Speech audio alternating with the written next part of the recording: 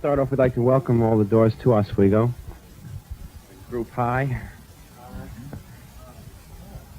Okay. Want to introduce yourselves? John, drums. Ray, organ. Robbie, guitar. Jim, vocal. Okay. And the group together is known as the Doors. One of you fellows like to comment on how the group got the name in the first place? Ray? Oh, you Wait a minute, No, leave it on. Yeah, well, the name came about in a dream, really. It was through a dream.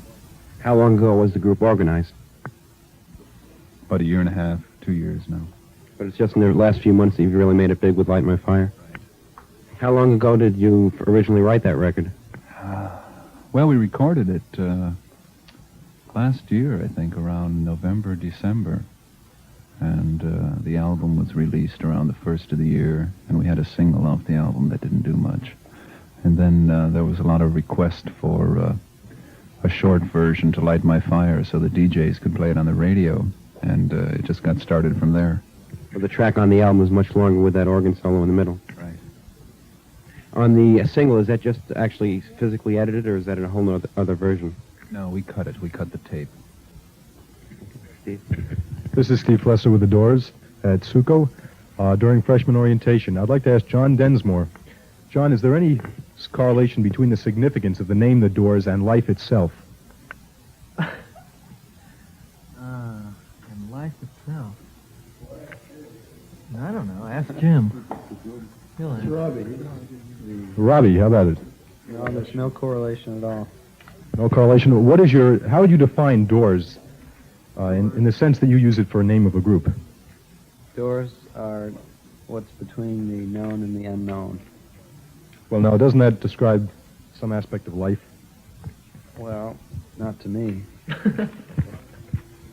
Does it have any significance to any of you fellas as far as correlating to something in life? Death. Death. You feel it correlates with death? That's what I just said. All right. Back to Mike Lazar. Okay. Now, do you fellows write most of your own material, or do other people write for you? No, we write all of it. Where does inspiration come for writing records? I don't know. It just... Jim? The unconscious. How does it come from the unconscious? Do you think of things and then just put it into words? What tells you that one material is good and others aren't? You know, unasked for. They just pop out of the unconscious. When you have songs written, which ones do you, how do you determine which ones will make a hit and which won't? The public determines that.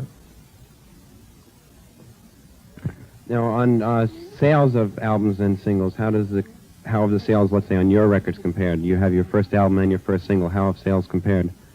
Compared to what? Well, how many, which is sold more, the album or the single? Well, they The just album. both became gold. They both sold $1 million. No, the album is $1 million album. It's only sold about 700,000. The single is sold about 1,200,000, or about 1,200,000. I understand you have a new single and album coming out this week, is that right? The single is out this week. The album will be out in about 3 weeks. Has there been any reaction so far to the single which has been released? Yeah, it's supposed to be doing very well. It's a pick hit in New York and in L.A. Do you find that these pick hits at radio stations can really do a lot for a record? Well, no, they don't. They don't mean much, really, except that they get played a little more. But by playing the record more, do you find that it can increase sales quite a bit? Oh, yeah. Yeah, the more it's played, the better chance you have, usually. Okay, thank you. Now back to Steve Flesser. Speaking now with Ray Manzarek of The Doors. Ray, do you feel you have an obligation to the people who buy your records? Well, we just do the best we can. Do you feel that you do your best you can as far as lyrics and music? Let me ask you this. Do you feel that when you put together a record, you would rather think of it as merely a sound that is bought, or do you feel that you would prefer having people think of it as something that says something and something that means something? Both. Both. In other words, you're selling a sound and you're selling something that you feel says something. Right. Would you like to disclose how much you gross in profit on a single, on the sale of one single RPM? Let's see, one single, we get a nickel. You get a nickel on a single. How about recording sessions now? What are some of the peculiar complexities of recording sessions, and how do you compensate for them? Well, recording is entirely different than playing in person. In the recording studio, it's more like a laboratory. You're able to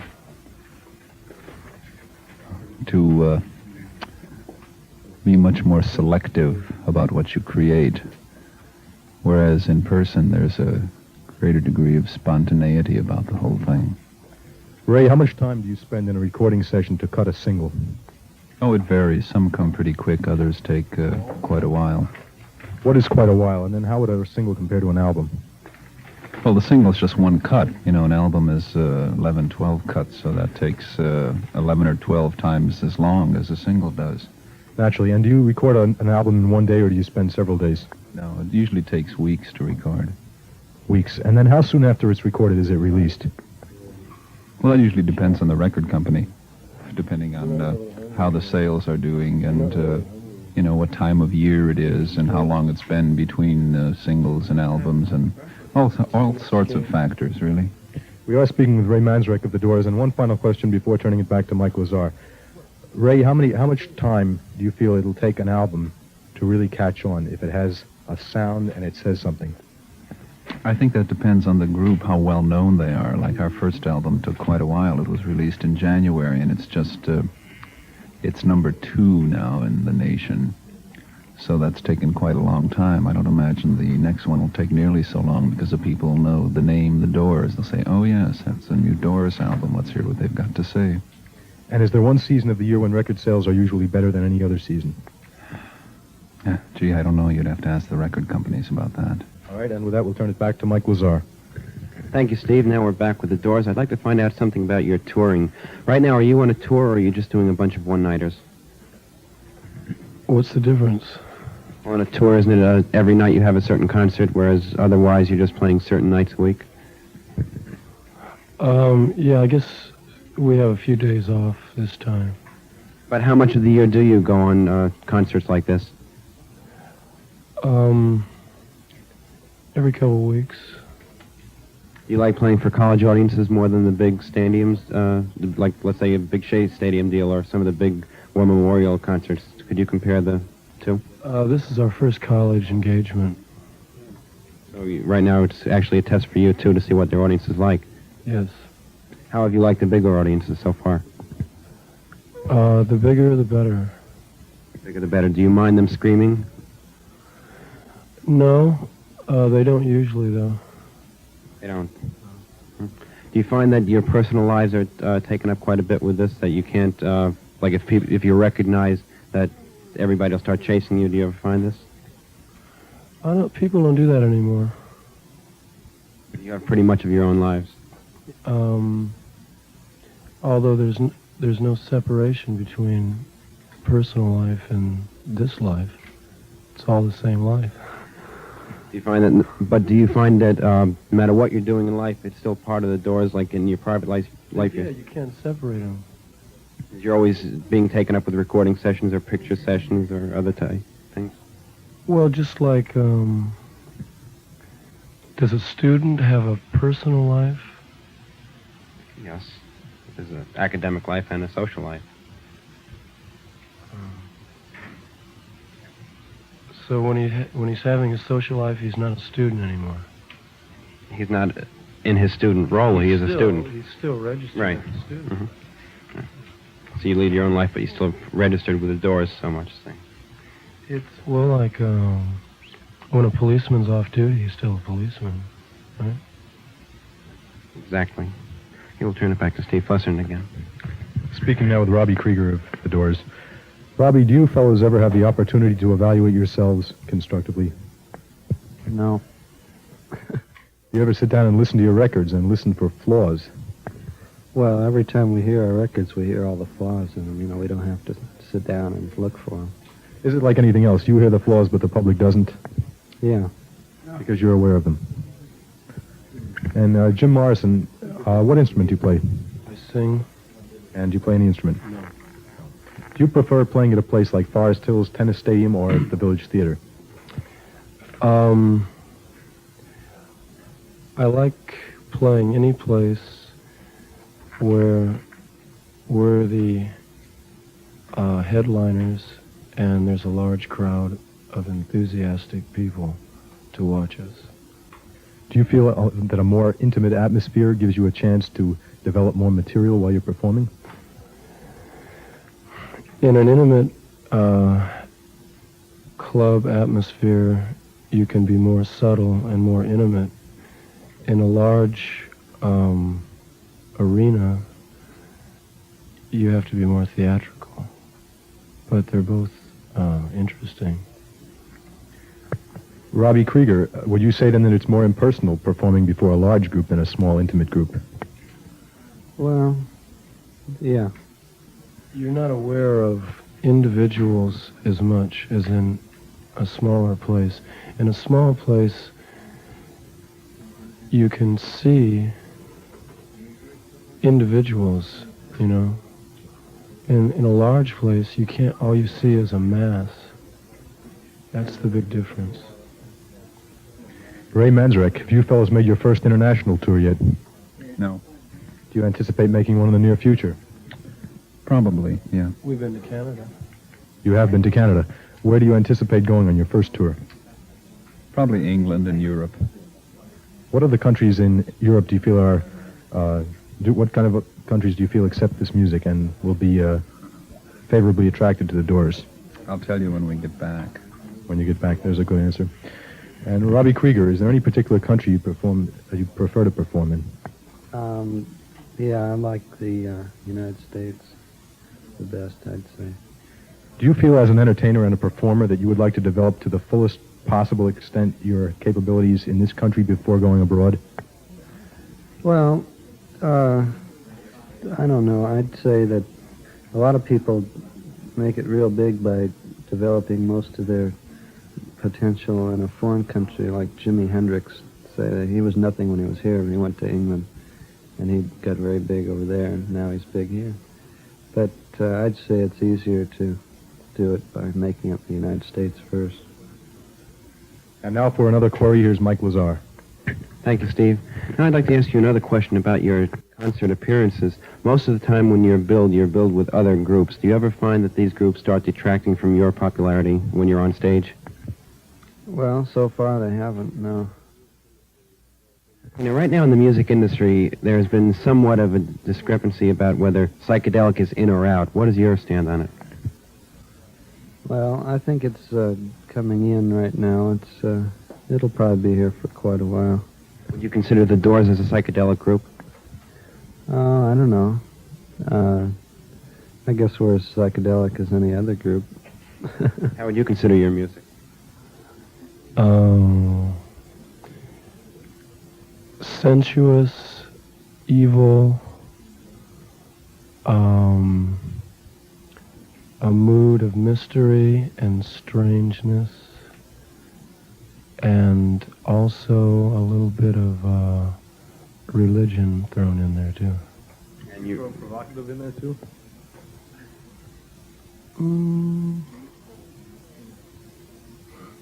No, it's pretty basic stuff, really. So when you write with these guidelines in mind to try and have your music come out, or is this just what the final product always ends out to be? No, I just listened to the album when it came out, and that's how it struck me. In your own personal listening habits, what type of music do you like to listen to? Do you have any other favorite groups, or do you like to listen to your own music? I don't listen to much. I like a few things. I like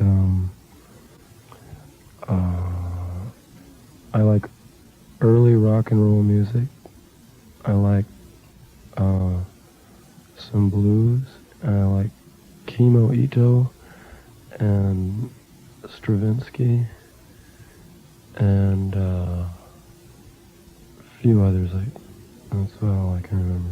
Would any of you fellows say that the Doors as a group have been influenced by any one or a couple of different groups or individual people in the music business? Not consciously. You're trying to set your own pace then in music. Yeah. Right. Have you done any work with the Oriental sitar music? No, we haven't used a sitar on record or on stage. We've used, that effect and at the end. A lot of people say it sounds like a raga or something. But that's about all. What's your opinion of American teenagers, to get off the subject of music a little bit? Do you think their attitudes are the way they should be? Well, as a big rock group, you are being looked on by a lot of teenagers. A lot of girls are screaming at you on stage, which is no doubt, as most groups. And how do you feel about this? well, I feel that they're just teenagers will be teenagers. Do you think that when they grow up, their attitudes will change? Oh, no, they won't change at all. No. They'll stay the same. Attitudes never change. But as long as they keep buying the records, it's all groovy. No, not really. I mean, I don't expect teenagers to grow up and keep buying the same, records. You expect their attitudes to change as they grow up and to grow into different styles? Well, no, I mean, our attitude will change, and if theirs does too, then they'll buy our records, but if they don't, then they won't. Since you've been a group together, have you noticed any change in your own types of music? Yeah, our music has gotten further out, I'd say, as we go along, Started off pretty close to us, like a skeleton, and now it's getting more full, So that would be then your new album. So then you would think that your new album is much wilder out than your first album. Oh, yeah, a lot. It's a lot further out. Okay, we'll turn it back to Steve again. I'd like to ask Ray Manzarek of the Doors a question. Ray, this is of particular relevance to the students at Suco. How would a group like the Doors feel about performing while an audience dances as they listen to your music? Do you feel this would provide too much distraction? No, whatever the people want to do, let them do it. Whatever they feel. If they want to dance, dance. Sit. Doesn't matter. We were discussing the personality of performing in different atmospheres before. Do you feel that this would further add to the impersonality of a concert when a group is so busy dancing that they wouldn't even have a chance to observe you fellows performing? Well, while they're dancing, hopefully they're into the music. That's what makes them dance. So you can be just as much into the music dancing as you can sitting and listening. But don't you feel it would be more of just a sound then, and not so much that they could sit and listen to and think about? Oh, I don't know. All right, Robbie Krieger, I'd like to ask you your opinion about that. Do you feel that it would provide too much distraction to perform in front of a group that's dancing? Well, I don't know. We've never performed in front of a group that's just dancing. Like, whenever we perform at a dance, like, 3/4 of the kids just stand toward the front and watch, and the ones that want to dance are in the back dancing. And there's no distraction at all. It kind of keeps it, Jim Morrison, where did the Doors start performing?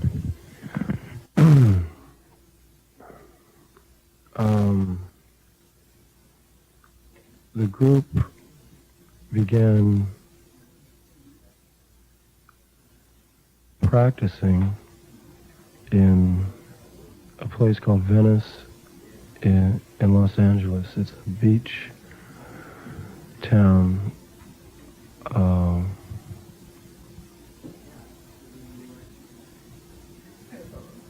With the atmosphere of a dying arcade.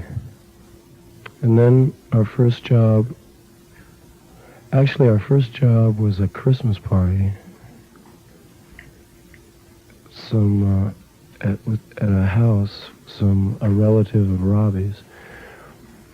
Then our first job was at the London Fog on Sunset Strip.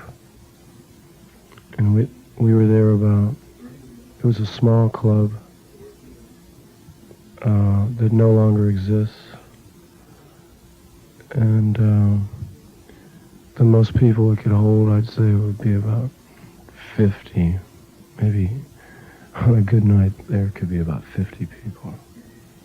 There was a bartender named George,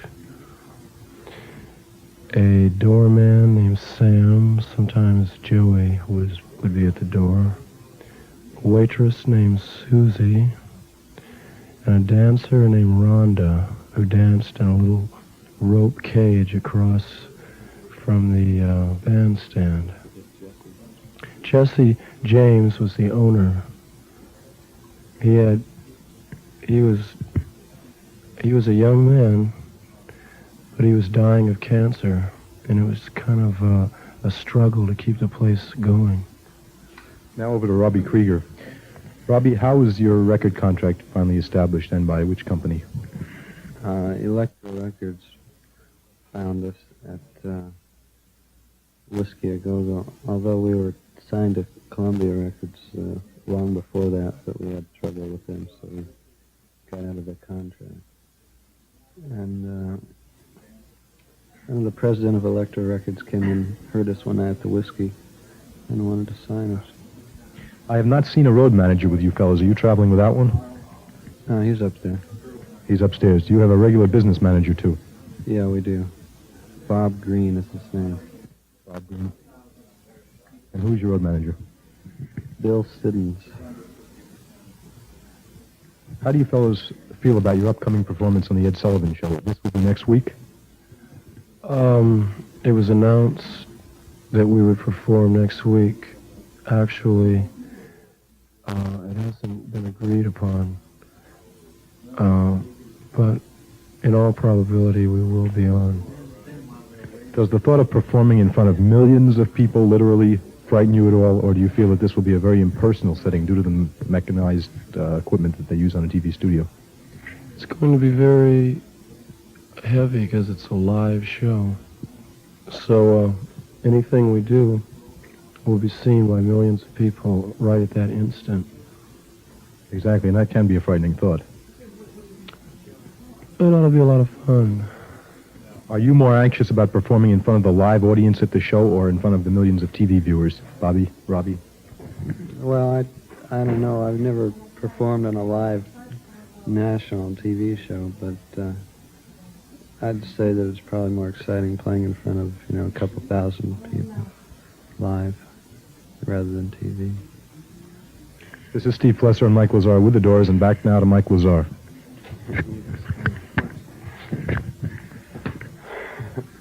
Okay, do you have anything? Promos if they're with your question. Yeah, I think we've pretty much gone through the questions. Like, Well, do individual it's getting promos close or to do concert group time. promos? We'll give you guys a few much time. It's close to A little bit concert time time. to I rest. think of one more closing one. Closing question? Okay, if you, let's say as a group or individually, if you could say one thing to all of your fans that are listening to your records and buying your records, what would it be? Buy some of those records. You have a closing word? Sleep. Okay. We're asking all the members of the Doors if you had a closing comment or something that you could say to all of your fans and listeners, what would it be? Fuck. And do you have anything you'd like to say? Bye. Thank you very much. From the Doors. And fading out forever, this is Mike Lazar and Steve Flesser with the Doors. Now, a couple of promos, fellas. Do you do them in a group or singly? Promotions for the Doors. For the Doors? For the Doors. To publicize your corporation. Well, like I do a show, the Mike Lazar show, and the Steve Flesser, the Steve Flesser show. If you'd like to joke around with it. I thought you were writing for the paper. And we work for the station. This will be written up word for word for the paper. Of course, the clean stuff. And then the other stuff will be put on the air. transcribe what's readable and the rest will burn. Now, Well, I mean, are these like things like you're going to play a record and we say, well, this is the Steve Lazar show from Steve, yeah, well, that's what we do. Like when we do the interview on the air, we play one of your records with it. That we always do. And then the promos would be on the air as the show progresses. What's the promo? Or like we're the Doors and you're listening to the Mike Lazar show. Or like, Oh, hi, we're the Doors, and whenever we're in town, we always listen to them. I'm not, but, you know, you can joke around with the idea, too, and say funny things.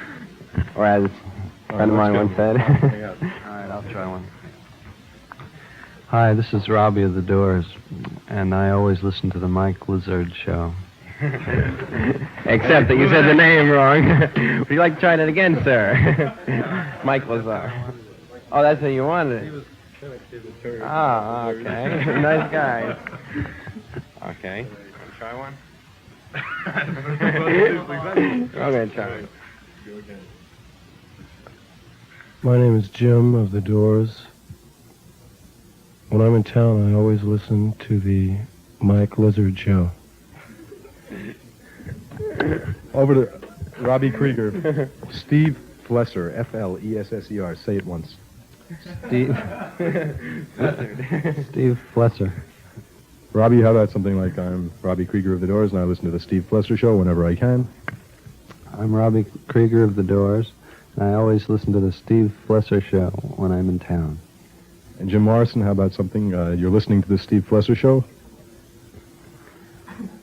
Hi, I'm Jim. I'm listening to the Steve Flesser show. Ray Manzarek. Have you got the last name, Ray? Yeah. Well, I listen to the Steve Blesser show whenever I'm in town, which is rarely. I mean, Ray, how about one serious one, such as, this is what's happening. I'm Ray Manzarek, and this is what's happening, the Steve Flesser show. Flesser? Flesser. Oh. Right, you got it now. Steve Flesser is what's happening. Mike, you want to do a couple? Okay. I can't take it. Okay. Well, Mike Lazar, I'll leave the rest up to you. Mike Lazard is also happening. And who is it happening by? Uh-huh. Who's it happening? Who are you? Oh, I'm Ray Manzarek of the Doors, and Mike Lazard is what's happening. And the Doors are what's happening at the moment. Now, would you like to say a few choice words to our millions of people listening out there in Radio Land? Yeah, this is John of the Doors. You're listening to the Mike Lazard show. John, would you say the last name Flesser? Flesser? Flesser, once more. Flesser? All right, I'm John of the Doors, listening to the Steve Flesser show. You are who? Steve Blesser show. Blesser.